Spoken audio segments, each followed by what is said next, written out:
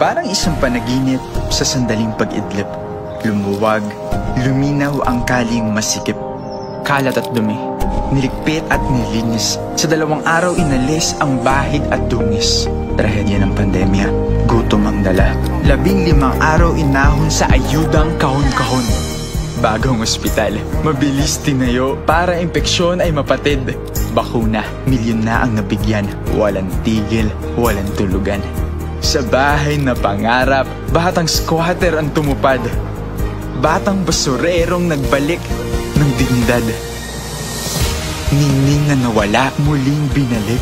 Ang araw sa dagat muling humalik. Matuli ng pagsikat, maliksi ang pag-usad. Ito na ang Maynila, mahal nating syudad. Maynila, bilis kilos. Utang na loob ko sa taong bayan. Kaya kahit kakampi ko, aawayin ko kapag talipanda sa taong bayan. Kahit nakakampi ko sa politika, kasama ko kahit ngayon.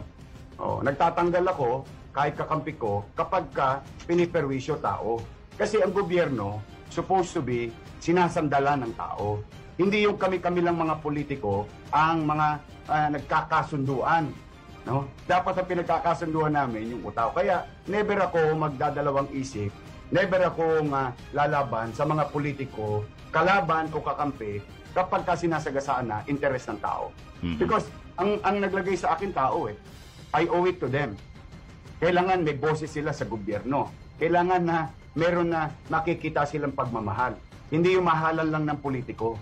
O sa akin, ano lang yun, incidental lang yun sa politics. Politics is part of it. But it's all about governance.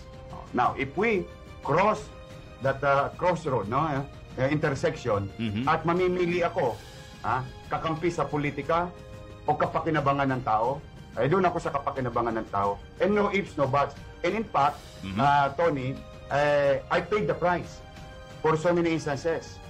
Naku, Diyos ko, pinako ako sa krus ng mga kalaban ko sa politika. But that's, part of what you call politics. Again, I don't owe them anything. I'm happy working with them as long as it serves the purpose of serving the people. Pag hindi na doon papunta, lumalayo na tayo. And I'm not ashamed of that. And I will continue to do the same given a chance in the presidency. That includes my allies or political party mates. Ayun. Okay. So malinaw ha? Basta wag lang nilang sagasaan ang kapakanan ng tao ay magkakasundo pa rin kayo ha? Yes. Ayun. Alright.